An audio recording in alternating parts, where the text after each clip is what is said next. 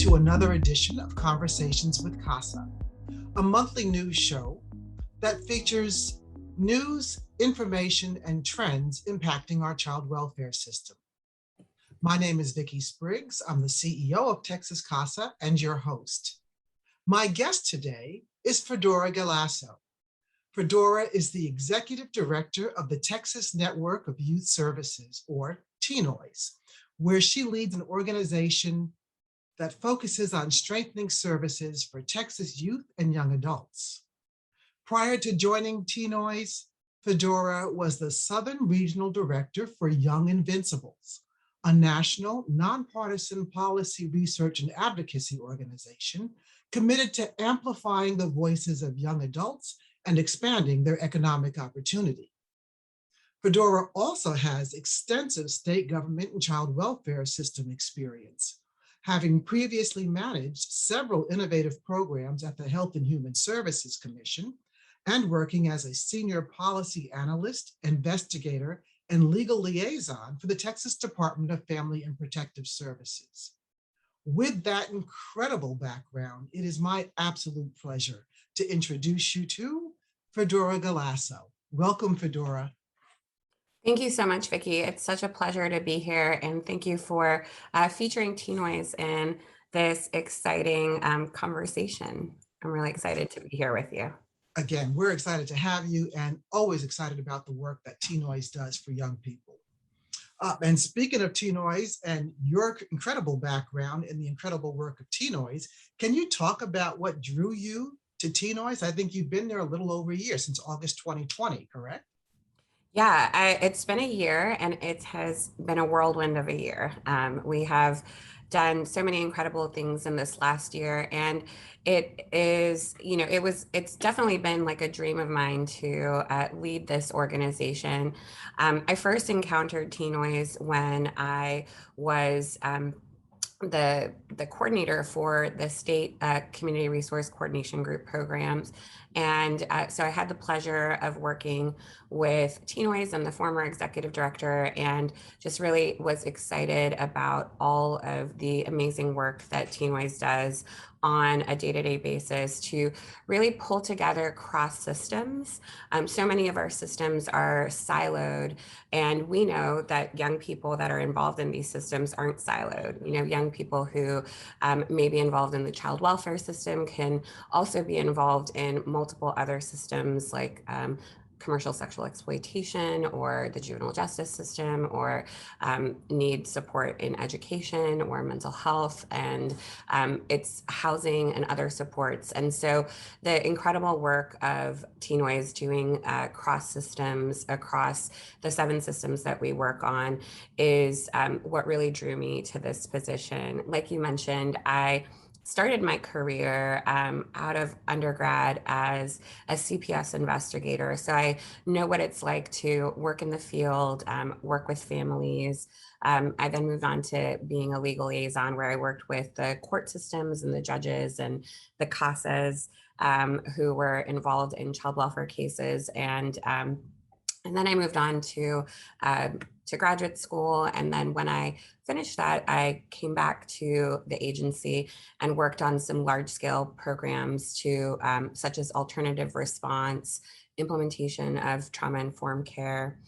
And then definitely the work that I did at the Community Resource Coordination Group's program was around bringing together all of the systems in order to ensure that mostly youth and some adults were getting those comprehensive case planning for themselves, because we know that young people and really anybody who's involved in systems is often involved in multiple systems and needs that coordinated approach to their care.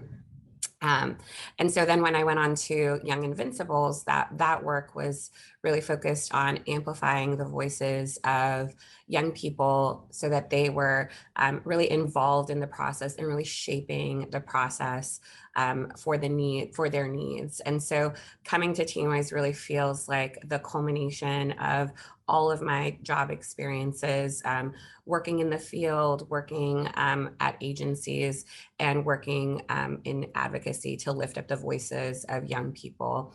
And so it really felt like, wow, this is, a job that was meant for me. And then also it's, we had great leadership in the past. I'm only the third executive director for TNOYS, which has been around for 40 years. So I have some big shoes to fill, but we're, in an exciting time with lots of different challenges and lots of different opportunities. And it felt like the right time for me to take this role as a woman of color, as an immigrant, to really lift up the voices of young people who are often disproportionately in these systems. And so really centering equity, centering the voices of youth, and ensuring that providers are getting those resources that they need to really support youth in the systems that they're working in has been really impactful for me. And I've been really grateful for this opportunity. Awesome. A couple of things, a number of things that you said stand out, but I know that a lot of times as we go through our careers, we think we're doing the thing we're doing and this is it.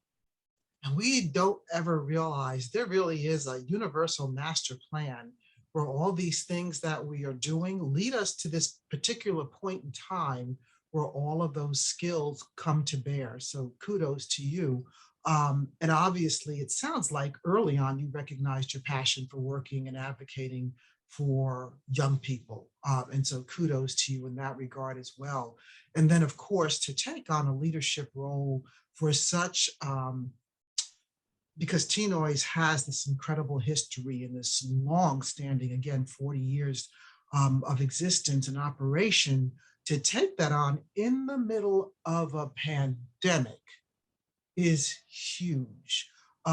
So when you talk about it being an amazing year full of challenges and opportunities, I get all of what you're talking about. And it seems like TNOYS really picked the right person to lead them through all this. So again, really happy to have you here and really excited to see you where you are.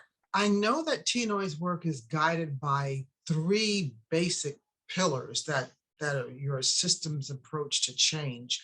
What is it? Policy, practice, and partnership. Can you talk about those three pillars?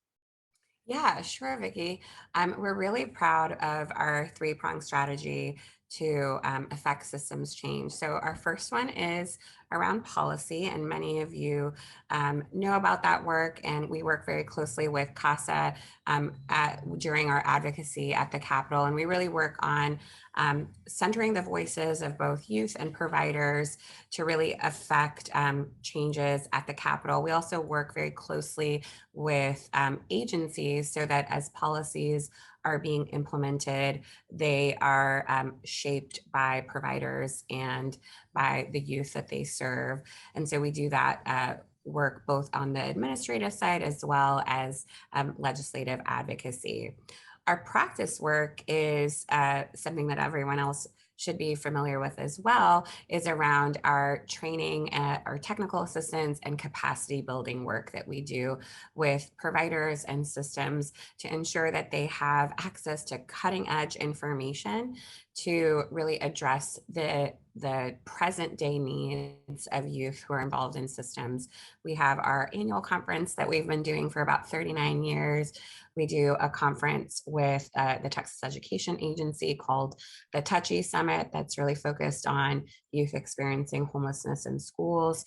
And we also have ongoing trainings like our commercial sexual exploitation identification tool, trainings around trauma, and really meeting the needs of youth experiencing trauma, and just a whole slew of trainings that really work on making sure providers and organizations working with youth have that information to really help them. One other thing that we're really proud of is the youth adult partnership work that we do And that's under our partnership strategy. So we really focus on centering the voices of young people who are involved in the systems, as well as amplifying their voices so that they are involved in systems change. And we do that through multiple methods, such as our flagship Young Adult Leadership Council.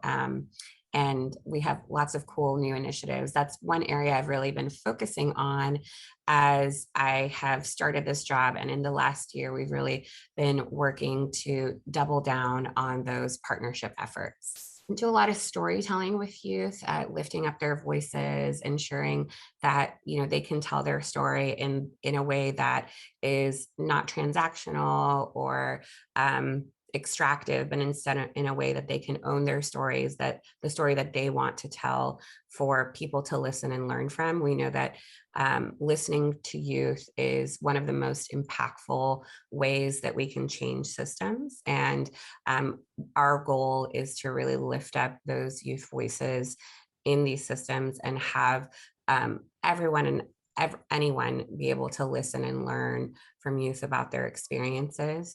We also do a lot of listening with youth. As I mentioned before, we built out our policy agenda by listening from youth. So we practice youth participatory action research, where youth are not only involved in the focus groups or the listening sessions by giving us information, but they're also involved in the process. So they're involved in shaping the questions or executing the listening sessions or analyzing the data. And then when we do any listening session, it's not a one and done situation. We're not going to just do a focus group and then it's bye, we won't see you again. We want to make sure that they're in our network.